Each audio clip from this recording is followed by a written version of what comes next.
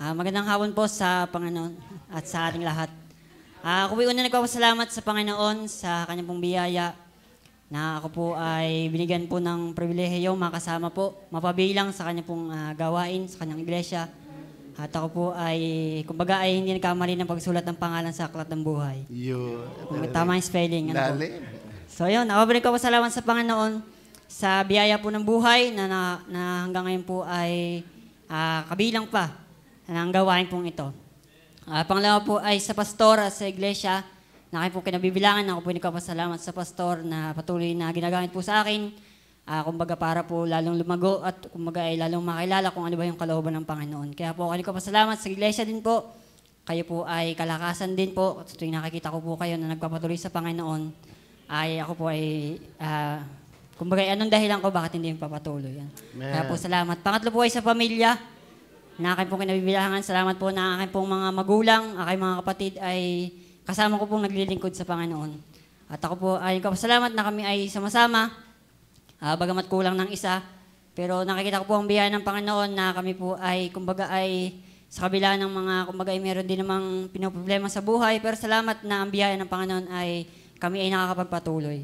Kaya po salamat sa Panginoon. Salamat din po dun sa amin pong ginagampan ng family altar. Kumbaga ay ako nagpapasalamat na kami ay, kumbaga ako po ay kuya panganay. Kung si Papa nga po ay kumbaga siyang tatay, pero ako tas ako ay kuyang panganay. Pero salamat na ang nag-i-initiate sa amin ay si Andrew, na siyang pinaka, kumbaga ay bata. Pero salamat na siya po ginagamit sa amin.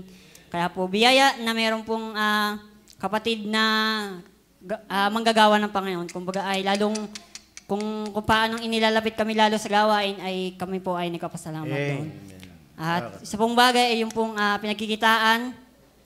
At ako po nagsalamat na aking pong trabaho ay biyaya ng Panginoon.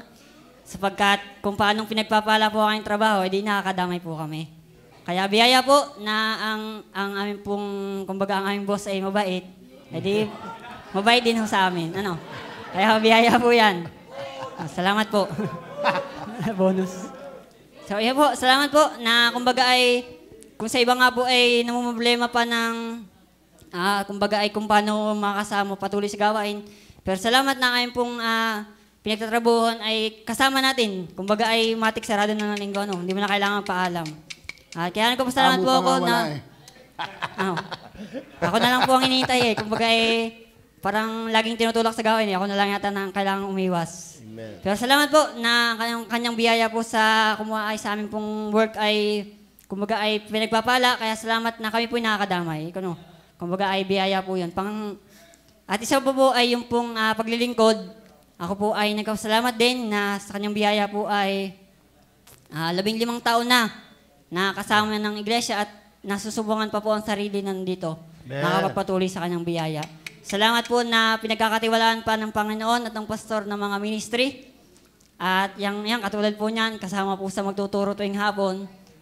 Biyaya po dahil nung iniisip ko nga po lagi sa aking sarili ay hindi man karapat-dapat.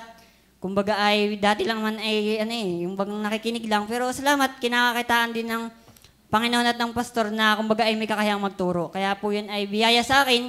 Kumbaga hindi para magmataas, kundi lalong hanapin ng Panginoon sa aking buhay na patuloy na siya aralin. Kaya po ako nagpapasalamat na ang ating pong iglesia ay ganitong iglesia na hindi nagkukulang sa mga membro upang lalong lumapit sa Panginoon. Wow. Kaya po biyaya na ako'y kabilang dito sa iglesyang ito.